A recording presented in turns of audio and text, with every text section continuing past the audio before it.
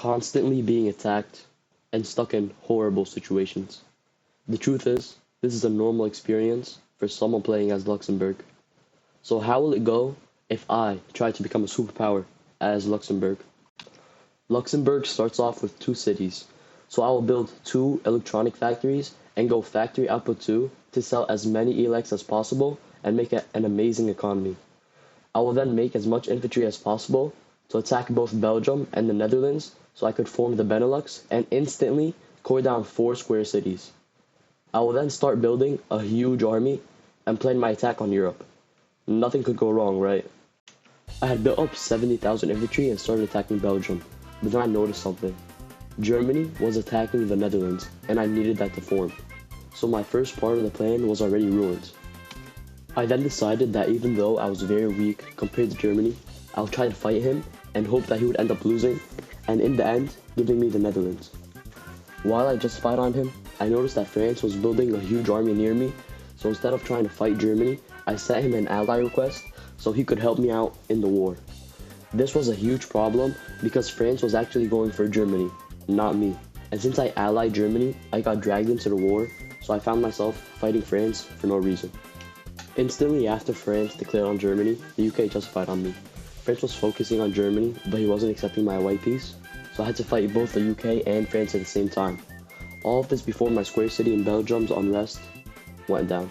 I found myself in this situation. The UK sent a large army through the water to Belgium, so I sent a small amount of my army trying to stop them from landing, and the rest defending my capital in case France goes for it. But this didn't stop the UK from landing. Once the UK had landed, I had to rely on 3 cities, 2 of my core cities and 1 that I bordered with Belgium. This was to stop him from force piecing me, and I knew that if he rushed my cap, he wouldn't win, so I had to wait until he did. After he lost all of his troops, I sent him a white piece. It didn't seem like he was going to accept it, as he built up more and more troops, but in the end, he did accept it. After France took over Germany, I asked him if I could buy the Netherlands so I could form. He told me he would sell it to me for 200 million, and I gladly accepted that. Finally, after fighting the UK and sort of fighting France, I had completed the first part of the plan.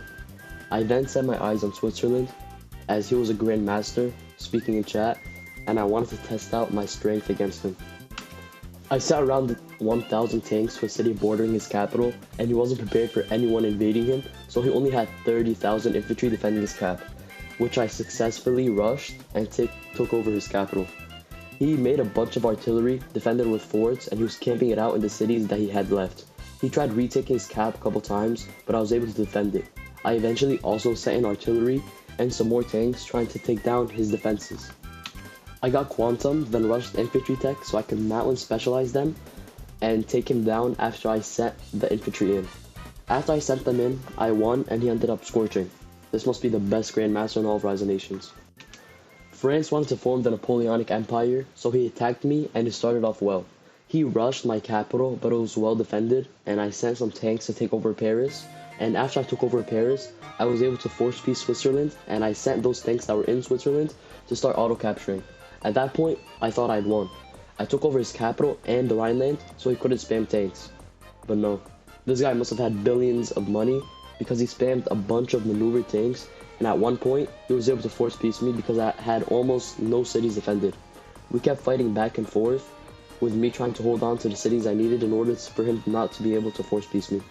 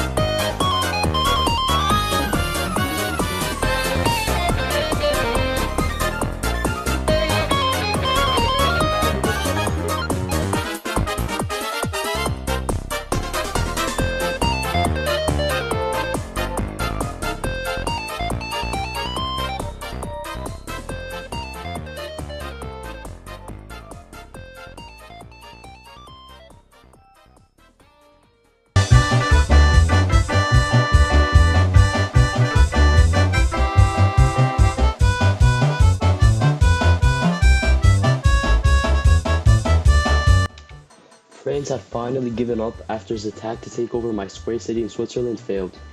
I don't know if this counts as a win or not, but he ended up leaving, and I expanded greatly into Europe.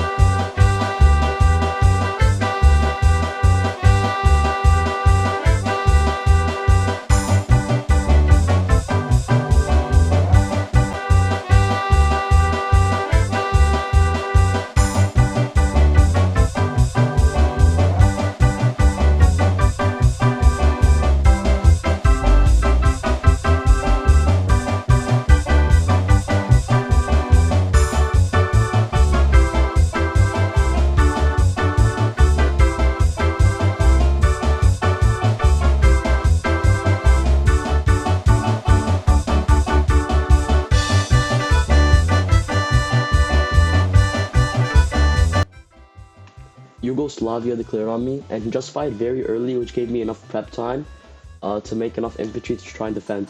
He rushed 6,000 tanks into fortified Berlin, and I won that because he didn't know that I had OP troops, and I sent those infantry to auto-capture, and I sent another stack to try and take over his capital.